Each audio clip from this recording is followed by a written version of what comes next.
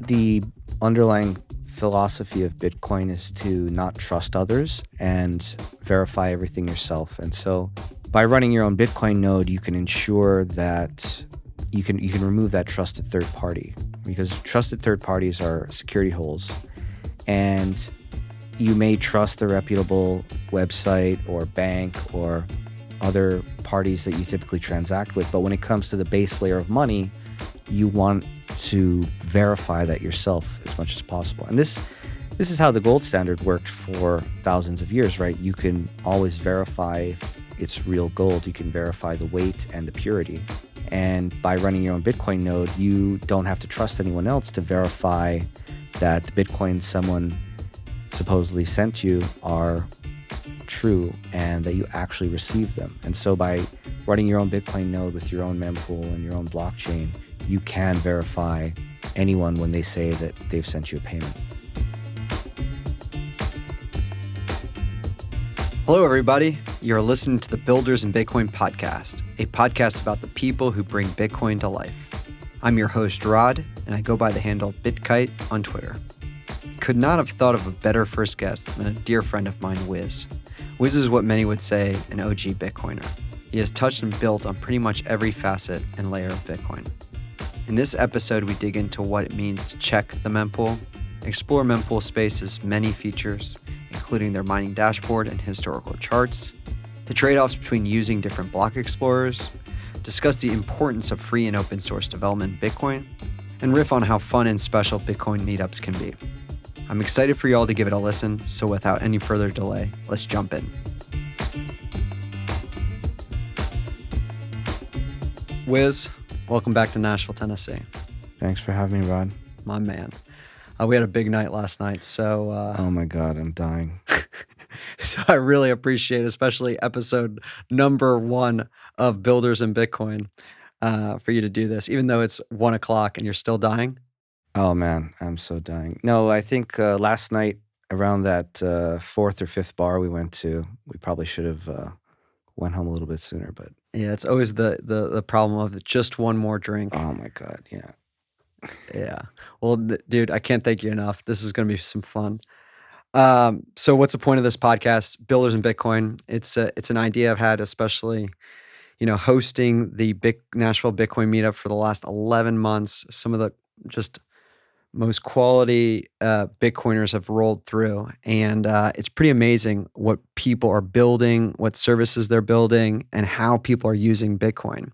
But that's also an area that I see as a big opportunity, especially within our local community, is actually getting people to use Bitcoin more. And so in that spirit, this podcast specifically is having conversations like this with the people that are bringing Bitcoin to life. And so, again, can't thank you enough for doing this. I know you got a flight later on tonight. And so, who should be listening to this? It's really geared to the Bitcoin curious noob, right? That's like, hey, I've heard about this thing called the mempool. What is it all about?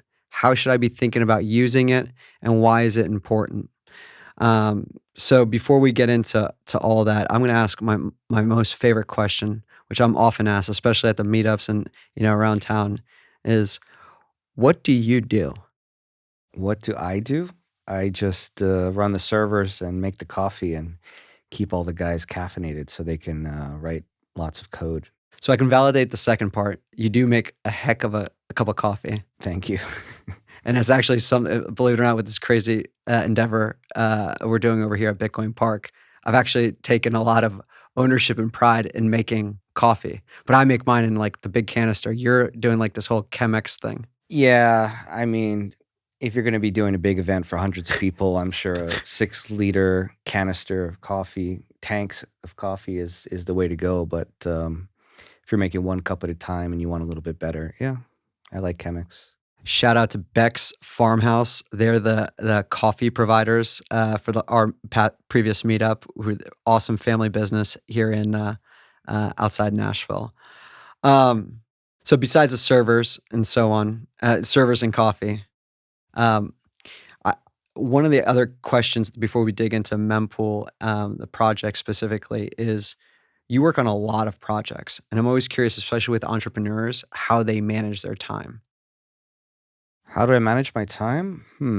I guess delegate as much stuff as you possibly can, and the things that you yeah, so that you only spend your time working on the things that you can't or don't want to delegate, right? Mhm. The most mission critical, important parts of your responsibilities.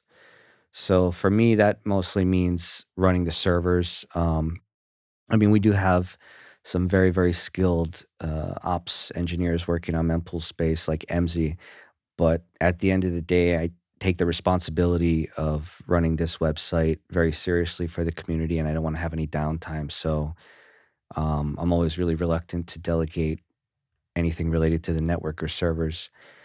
But other things like, for example, we have a very strong team of shadowy super coders. Our dev team, they write excellent code, and I don't even try to write code anymore. I'm getting old, and they're young whippersnappers. They're full of energy, and they can convert caffeine to code very efficiently. So I Caffeine to just code, I like that. yeah, I just, if we're in the same office, I can just kind of yell across the room, "Hey, why don't you just do this thing or try this?" Otherwise, in our dev chat, I'm always kind of barking orders at them, trying not to be too rude to them. But yeah, I mean, delegate as much as you Yeah. can, and that's how you can scale your time up, right? Yeah, I love that. So you mentioned for the community, and that's a good segue into we joke with the title of this podcast is "Meet Me in the Mempool," and and so you mentioned the community and making sure the platform is up for the community. Can you maybe elaborate on the nuance where when someone says, "Hey, I got to go check the mempool" versus their own mempool or a mempool? Right. I guess every Bitcoin node has its own mempool, but if you don't operate your own Bitcoin node and you typically just go to Mempool.space to check the mempool, then you're basically checking my mempool. And it's funny sometimes to see on Twitter when someone influential person will tweet out something like, "There is no the mempool," and all of our amazing users reply back and be like, "No, it's like they just post a screenshot. Nope, it's this," right? And so it has kind of become the go-to place to check on the mempool. But of course, it's really just our servers you're checking, and the best thing for you to do is run your own Bitcoin node and check your own mempool. Yeah. Maybe explain what is like what's the definition of the mempool? And then I'll segue this into a follow-up question, which you did an amazing job in terms of the not only the panel chat you had at the Nashville Bitcoin Meetup, but also at the workshop, the Builders in Bitcoin workshop, around this multi-layer Bitcoin ecosystem. And then you can maybe explain why, if you want to think about the mempool in general as a layer zero of the Bitcoin ecosystem. Right. So whenever you create a new Bitcoin transaction, and even before you do, you typically want to check the transaction fee market or blockchain space market to see what the fees are doing, if the mempool is congested, and consider how urgently you need to get this transaction confirmed. Like, what is your time preference? Do you have a high time preference for getting this confirmed in the very next block, or are you, no, you don't care at all if it takes days to get confirmed? And so when you create that Bitcoin transaction, you can look at Mempool Space to decide how much of a fee you want to use. And then once you do broadcast your Bitcoin transaction to the Bitcoin network, it goes into this temporary queue of transactions called a mempool, a memory pool of pending transactions. And this pool So what we're is seeing on the left side of right now. right. If you're looking at the video feed, you would see mempool blocks on the left and the blockchain blocks on the right. And the miners, the Bitcoin miners all over the world, are trying to solve the next block in the Bitcoin blockchain. And they fill that next block with the most valuable transactions. So it's a type of an auction system where if you create a transaction with X amount of fee, you are competing with everybody else to get into that next block, and you can get outbid. Mhm. And you can also increase your bid. And the miners always want to make as much money as possible, so they include the transactions with the highest transaction fees into that next block. Yeah. And so that's a great explanation. So I guess one way, if you want to just kind of jump into why is this important to run your own, or why is it important to have your own mempool instance self-hosted versus trusting you with mempool.space? Yeah, that's a good question. I suppose the underlying philosophy of Bitcoin is to not trust others and verify everything yourself. And so by running your own Bitcoin node, you can ensure that you can remove that trusted third party, because trusted third parties are security holes, and you may trust a reputable website or bank or other parties that you typically transact with, but when it comes to the base layer of money, you want to verify that yourself as much as possible. And this is how the gold standard worked for thousands of years, right? You can always verify if it's real gold. You can verify the weight and the purity. And by running your own Bitcoin node, you don't have to trust anyone else to verify that the Bitcoins someone supposedly sent you are true and that you actually received them. And so by running your own Bitcoin node with your own mempool and your own blockchain, you can verify anyone when they say that they've sent you a payment. Mm-hmm.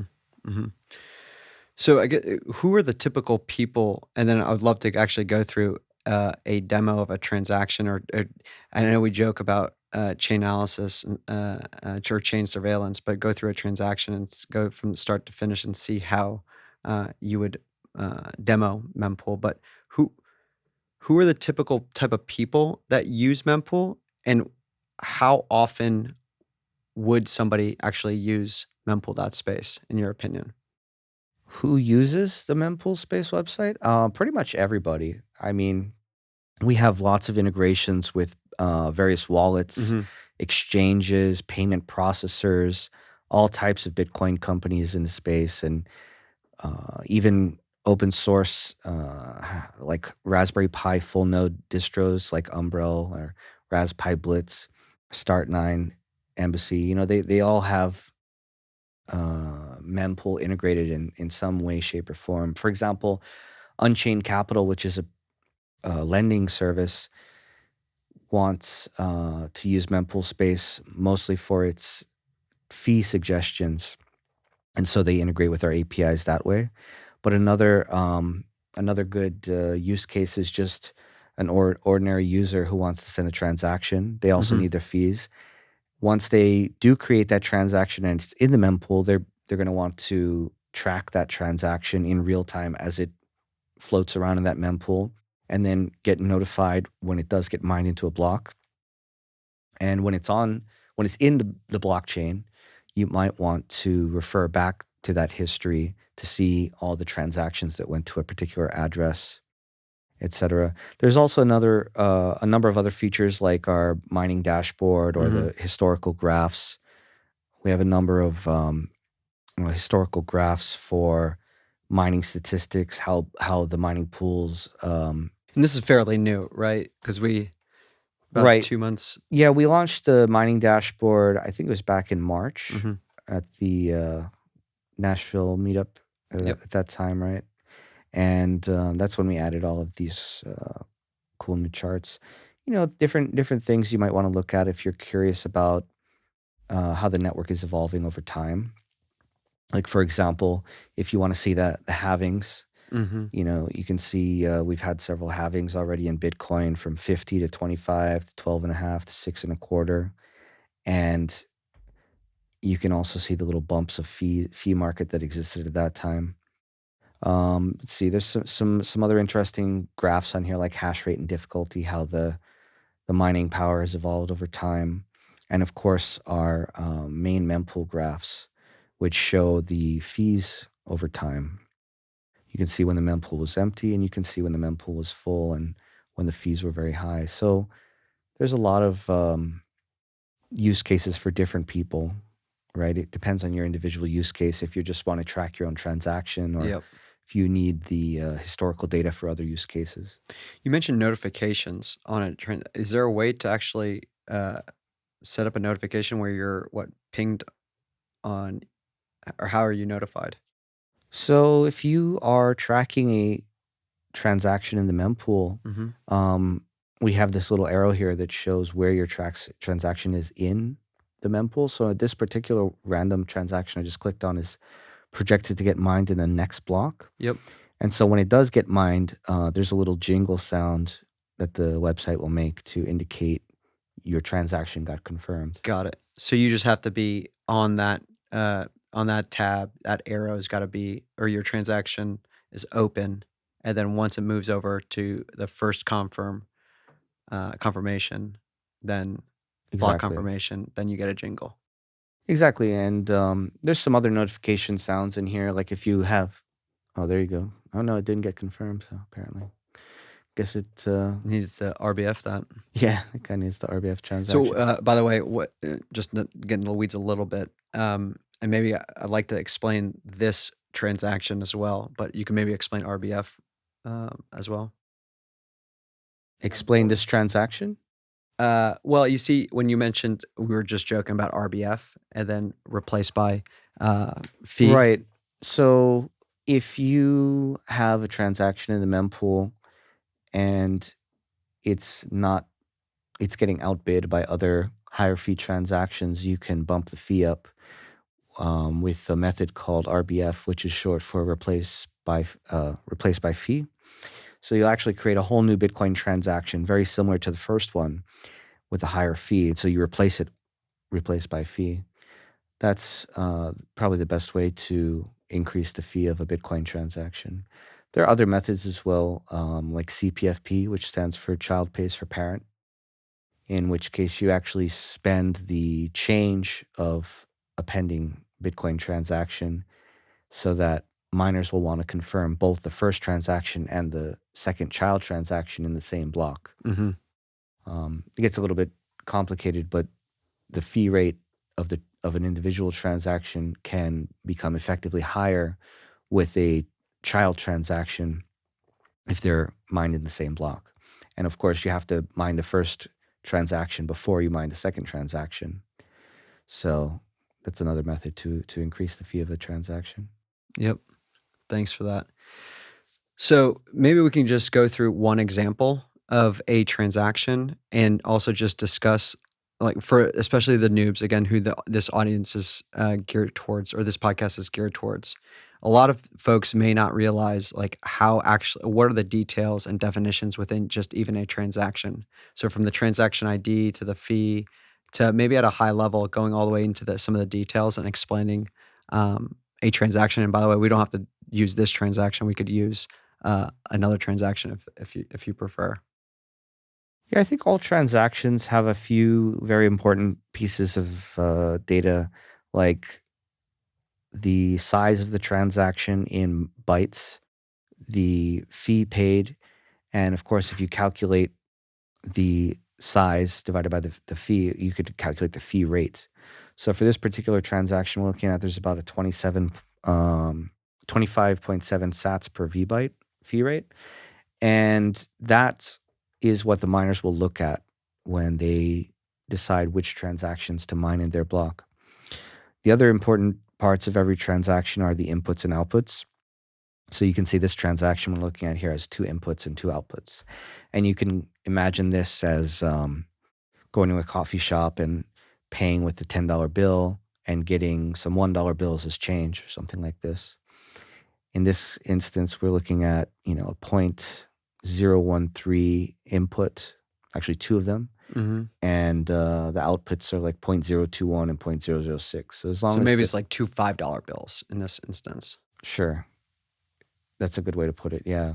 And so every transaction has inputs that have to be at least bigger than the outputs. And the difference in the inputs and outputs is the fee paid, right? So if your input is 1 and your output is 0.99, then the fee paid was 0.01. Yep. The miners just keep that difference. And that's pretty much the basic transaction structure. There's some more technical details in here, like the redeem scripts and the types of outputs. Mm-hmm. But that's probably getting a little bit too technical for this. We'll do that for Yeah, V2 of Meet Me in the Mempool. sounds good. But out of curiosity, if you weren't working on this pretty much full time, out of all the things in the Bitcoin world, what would you be working on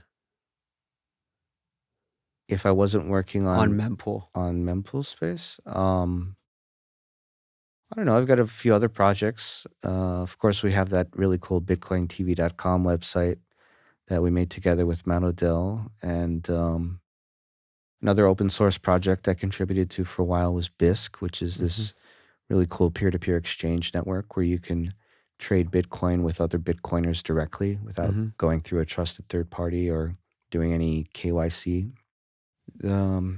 Other projects. I mean, I'm a server guy. I'd probably just be running servers for some other project if I didn't have Mempool.space. But I think this is the perfect project for me to work on and matches my skill set very well. Yeah. So I don't know if you want to talk about anything coming down the pipeline in terms of Mempool.space for some of the users, especially more of the noob users. And maybe I can just chime in here and explain how I use this first before you answer that. I love this because someone is not as intelligent as myself can easily and quickly discern a number of things. First, the fee rate. Like, what's the fee rate in terms of how much do I want to spend on a transaction? And especially in environments like when we saw this, the leveraged environment where everyone was trying to push their Bitcoin to exchanges to collateralize their debt obligations. I don't know if you saw, like, just it was very expensive, or it took a while if you had a low fee to get your coins over to whatever third party to collateralize your loan. So it's interesting to come to this site and check it out. The other one is really around the mining side. I think you did a heck of a job on the mining dashboard to visualize all of these different components as well. And I know there's some more tie-ins with the mining companies to even get better data here as well. But understanding the pool distributions, understanding the difficulty adjustment, which is the biggest lever, arguably, in terms of for miners, and seeing that nicely visualized is a great job. So I think we didn't. By the way, I didn't even notice that the pool is at the bottom, displayed at the bottom. Oh, it's just on the mining dashboard. Right. Okay, that's cool. Yeah. So underneath if you're looking at the mining dashboard, underneath every block in the Bitcoin blockchain, we just have a tag here for which mining pool mined it.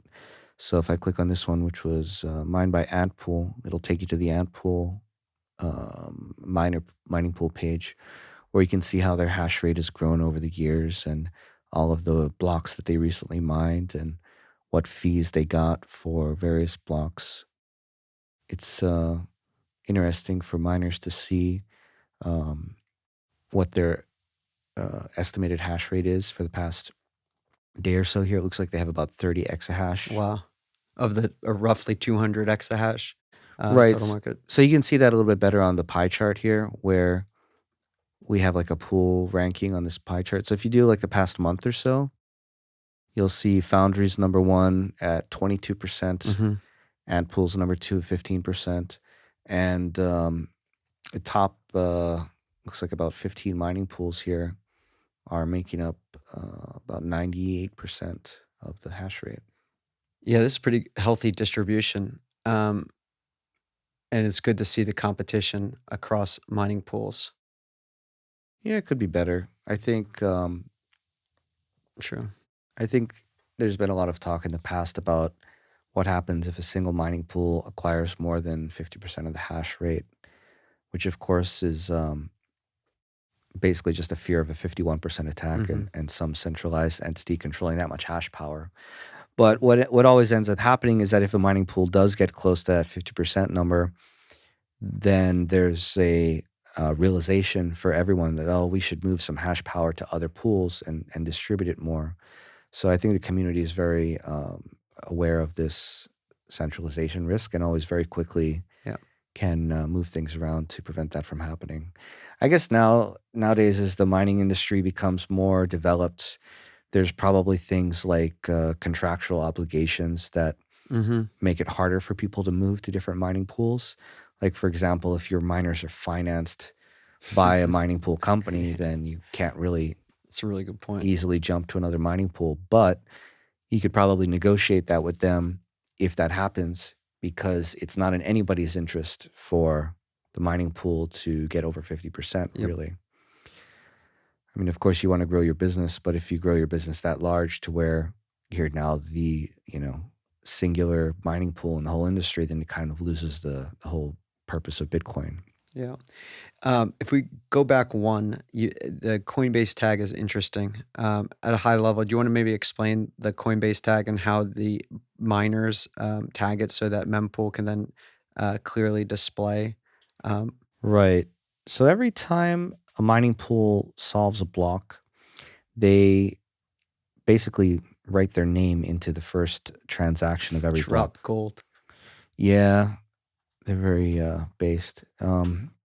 So and this is how so the way new Bitcoin is created is in the first transaction of every Bitcoin block. It's called the Coinbase Transaction, and this is where the mining pools typically add additional data like their name or other data to identify who mined this block. And so you can see here we have a list of strings that or tags that we're checking for. So if the name of this pool, Foundry USA pool, is Yep. in the Coinbase tag, we can identify this block as belonging to that mining pool. And that's how we do it for all the blocks. If I go to our blocks page here, you can actually see all of the recently mined blocks and how they were identified. Yeah, let's take a look here. So the pool and mined the last two blocks, and you can see their tag is poolin.com in there, and that's what we look for. Another way we identify which mining pools mine the blocks is by the payout address. Mm-hmm. Where did the money go? And so for Poolin, we have like 7 addresses here that we know belong to the mining pool. So these are static or more static Bitcoin addresses that you've been able to identify. Right. We maintain this list, and we have relationships with a lot of mining pools, and we keep in contact with them. So if we see a new Coinbase tag or payout address and it's unknown to us who that belongs to, we'll try and figure it out and verify it with them directly. Yeah, and it's in their best interest, right? Because this is basically not free advertising because they've done work for here, but it's advertising to demonstrate, hey, we've mined this block. Others should join our block because we're winning. Well, it's more than just marketing.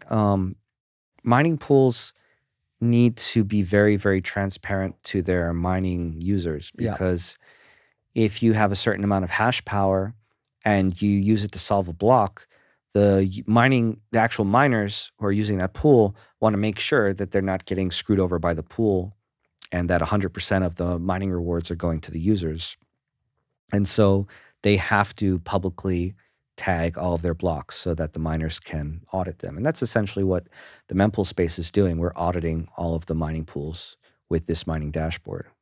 So we can calculate their reported hash rate and the actual revenue they're earning here, right? So you can see Foundry, in the past day or so got all of these blocks, and you could add up the revenue, and that should match what the miners are seeing on their side as well. Mm-hmm. All the data is public, so it's very easy to audit this, to run the numbers and make sure that everyone's getting paid out fairly. I didn't think we were going to go into a deep demonstration or discussion around the mining side of the dashboard, but I love mining, as you know, and it's like a very but this dashboard is something I use quite a bit. Now, I question on the total exahash on 197.7. Is that on a 24-hour or is that 30-day look? Yeah, I think that's like a 24-hour. It's just the real-time hash rate calculated from probably the past 24 hours or something like that. Okay. Okay, cool. What have we not covered in Mempool? I mean, I know there's a number of features and a number of really cool things, but what are some of the areas that we haven't discussed that you think are I think for beginners to Bitcoin, we've covered all of the basics. I mean, people who are going to use Mempool.space are typically going to use it to look at um, individual transactions, like their own transactions. So, say if I click on a random transaction, I can see where the money came from, where the money went, how much fee was paid, when it was confirmed. You're also going to be looking at the fees for your new transactions. You might want to check a certain Bitcoin address. So if I click on this address, for example, I can see it received. It had 5 total transactions for whatever amounts. I mean, that's pretty much it. What you would use Mempool.space for as a beginner. yeah. And there are other block explorers or Bitcoin blockchain explorers, right? So I guess one of the other questions, Mempool.space being a free and open source Bitcoin blockchain explorer, what are the differences between others or trade-offs between other? Um, Yeah, that's a good question. Most block explorers are not open source. mhm. They're just Before you answer that, maybe you can just explain the importance of free and open source. well, open source software is essentially made for the community. Everyone can use it for free. Everyone can modify the software. Everyone and it has to stay free in the community. Whereas if you don't have that, you don't really know what the application is doing behind the scenes, and you can't run the code yourself. Yeah. You can't self-host it, right? So there are some older Block Explorer websites that we found out were logging all of their users' transaction queries and Wow. sending it to evil chain analysis companies, for example. Whereas with the Mempool project, you can very easily self-host this software on your own hardware, so that you can rest assured none of your data is leaving your device.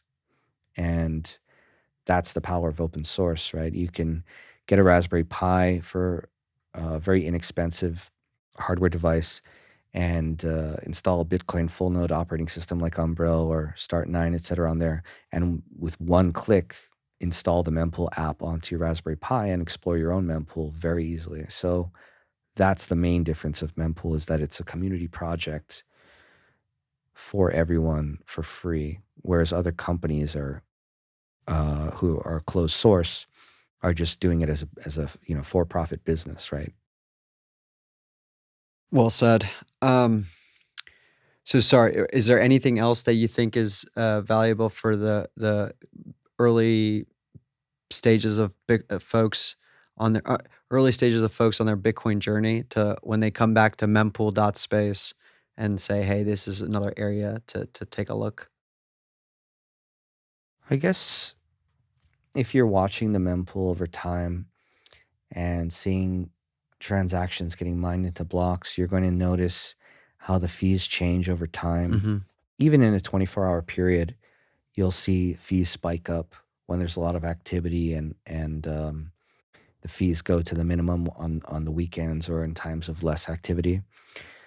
And let's see, today's Tuesday, and US is awake right now, so there's a little bit of a backlog, about 6 blocks worth of transactions in the mempool right now, which is very healthy, but also very low priced fee market. Mhm. If you saw what the mempool looked like in April of last year, I think it was about $20 to do a single ordinary Bitcoin transaction.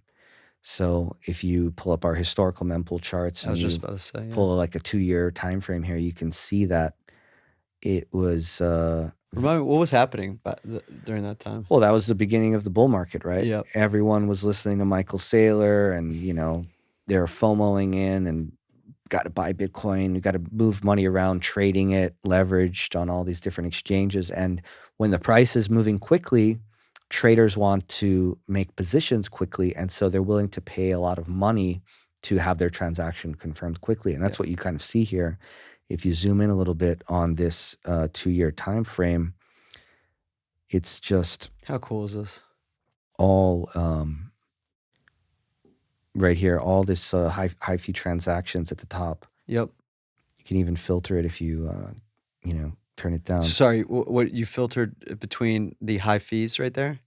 Yeah, so if you turn off these fee tier bands Yep. So these are one. below 10 sats, say for Yep. example, then you can really start to see the So these are 8 to 10 sat and above. Oh, now it's 100 sats and right. above. So you can Yep. see like even above 100 sats per VByte, Yep. there's just a ton of users willing to pay that much. Yep.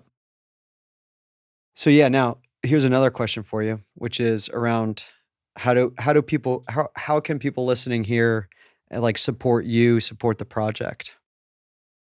Right, we're a community project. Everything's open source, and we're directly funded by the community. We have a number of enterprise sponsors like Foundry, the number one mining pool in the world, or Spiral, Square, Cash App. Those guys are really great to us. And we also have a number of community sponsors where anyone for yeah, that's right. Larry Lepard, who is, I mean, not to dox him, but because he was on Twitter and he said it, but he was here in Nashville, and I think he's participated or was an attendee for your panel and had a discussion with you, and it's great to see his face in the most recent community sponsor. So shout out to Larry, right there. Yeah, we got a lot of really great users, and many of them directly support us with donations and sponsors. If you send us 1,000,000 sats, you get your Twitter profile photo up here. And Matt Odell would be very sad if I didn't point out that he was the very first sponsor to the project. So thanks for that, Matt. But yeah, that's how we're supported. Yeah, that's great. And then so you got the community enterprise sponsors. So if you're a Bitcoin business that wants to support the Mempool project, you can do that. Obviously, individuals can support with 1,000,000 sat donation and get their Twitter profile up there as well. There's a couple other areas I wanted to highlight. So the self-hosted integrations below Wiz, and then the wallet integrations.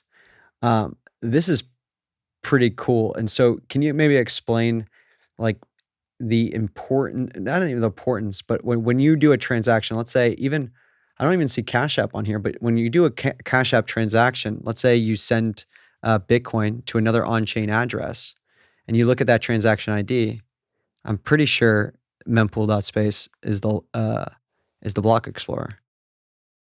I'm sorry, what was the question? Why is Cash App not on here? These are open source integrations. Source integrations. Not companies, right? Got so these actually just link to the GitHub page for this open source project. So all of these wallets, for example, like Moon Wallet, Blue Wallet, Sparrow, Spectre, Phoenix, they all integrate Mempool.space in some way, or the Mempool open source project if you host it locally.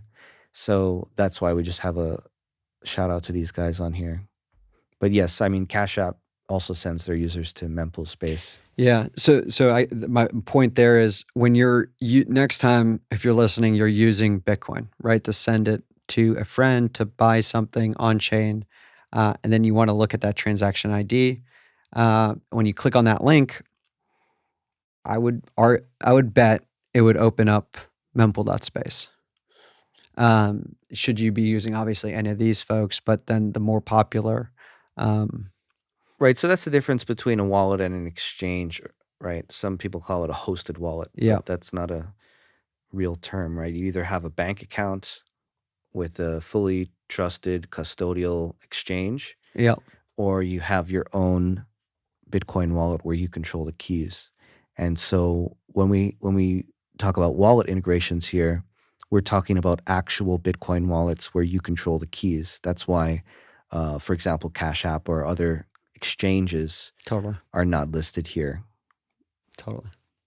Cash App is not a wallet. It's an account on a custodial service. So maybe there's team members listed at the bottom as well if you want to. Yeah, I mean, we've got a number of excellent contributors, and of course, our core team members are just really amazing. Some of the best people I've ever worked with. So it's it's great to do a real Bitcoin project built by Bitcoiners for Bitcoiners. We're just making the software that we wanted ourselves Hmm. that didn't exist and sharing it with everyone and letting everyone use it for free. So it's it's the dream, right? We don't have any boss to report to. We just directly work for the Bitcoin community.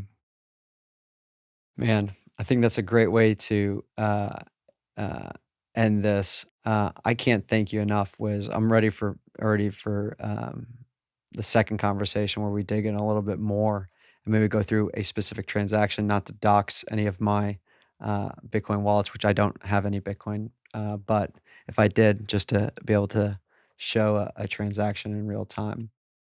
Yeah, it was very unfortunate that accident we had in Miami. That's right. I can't believe our treasures just both went over the Our boat. our luck I in that know. that dang boating accident. It's, Sailor didn't have his yacht party, so we rented that pontoon boat, and then next thing you know, Yeah, I mean, I looked easy to drive the boat, right? it looked Yeah. easy to drive the Yeah. boat. Well, buddy, I love you. Thank you very much for making the trip, as always, here to Nashville. Uh, we plan to see you more here, which is really exciting as well, especially here at Bitcoin Park. Um, yeah, so I appreciate you. Yeah, likewise. It's really great what you have in Nashville. I mean, it's one of the largest Bitcoin communities I've ever seen. Even in the bear market, to see like Yeah. 250 people at the meetup, and to be on stage next to maulers, with all talking to your community is really cool. I remember back in the day, an entire Bitcoin conference might have been 200 people. So it's amazing to see what you've built in Nashville and what's going on at Bitcoin Park. Yeah, just to riff a little bit. I mean, if anyone's listening that's like curious about starting a meetup or anything like that, I mean, you also, out of all the projects, you're also a meetup organizer as well. Yeah, we've got a few meetups in Japan. The main Tokyo group hasn't been super active recently. I've been trying to move deeper into the Japanese countryside and orange pill the masses that way. I mean, it's just a big language barrier problem in Yep. Japan. All the information in English doesn't really make it there. So we translated the Bitcoin standard into Japanese and published it there. And now we're going to be working on the fiat standard next. Um, One of my co-organizers for the Tokyo meetup, her name is Teruko, and she just did an amazing job translating that book. I think she spent about 6 months Wow. full time. I think she would only do like 3 pages a day or something, just meticulously translating every word and sentence to make sure. And she did an amazing job. And that's really the reason I wanted to be involved with that project, just so I could pick a real Bitcoiner to translate it. And she's, fully bilingual, expert in Austrian economics. So she was the best What? person for that job. Yeah. And when you talk about the meetup groups, we're trying to orange pill some more higher level, people in the Japanese community, like politicians, congressmen, mayors, and things Hmm. like this. We're trying to get more communities. How would you say it? Aware of the shitcoin scams that are Yeah. out there because they're really heavy into shitcoins in Yeah. Japan. Everybody has them. And that's what I'm okay. So, you know, raising a family here in Nashville, Tennessee, I think Nashville's my time capital and reputation is all in on Nashville, Tennessee. And that is also one of my fears is around how easy it is to go into crypto DAOs. Hey, this token. I mean, remember just a year ago that the NFT craze, right? And people were shilling NFTs left and right as if there was no tomorrow. And one of the big reasons to do a crazy project like a Bitcoin Park and then also host and spend a lot of effort and time and reputation and capital on the meetup is to bring in all these different players. And it's not so much us going out hat in hand and then trying to convince these politicians or these other creatives. It's actually to bring them into this to show them what Bitcoin is all about. And like actually, this is one of the reasons why I'm doing this specific pod is to show how Bitcoin can come to life and how people are using this every single day. That it's not just a number go up technology. There's actual true application being built on layer 2s. Heck, we just talked about today, layer 0. It's just so dang fascinating. Every single day, I learn something new about Bitcoin. Yeah, it's amazing how the community is growing so quickly. And again, what you've been doing here in Nashville is just amazing. I can't wait to visit you again soon and see how large the next meetup is. Yeah, and I'll say this. I appreciate that, and I appreciate those kind words. It's not about, I think, the size. I think it is about so like if you're in, whatever town and you have another buddy, just go to the bar and post create a meetup page, put it on Twitter.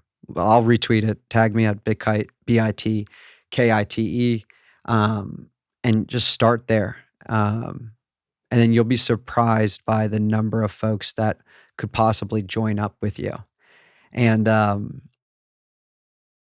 from there, the next thing you know, you got a Wiz that's rolling through town and just happens to come to your meetup, or there's a Jack Mallers that's happened to be in town, or a Matt Odell, or any of these other guys. It's not that we happen to be in town. We're coming here to see you, Rod, and to attend your meetup. True. But this is an extra cherry on top, is that you get to spend time with 250 or 10 or 5 or 1 Bitcoiner. I think makes it pretty special as well.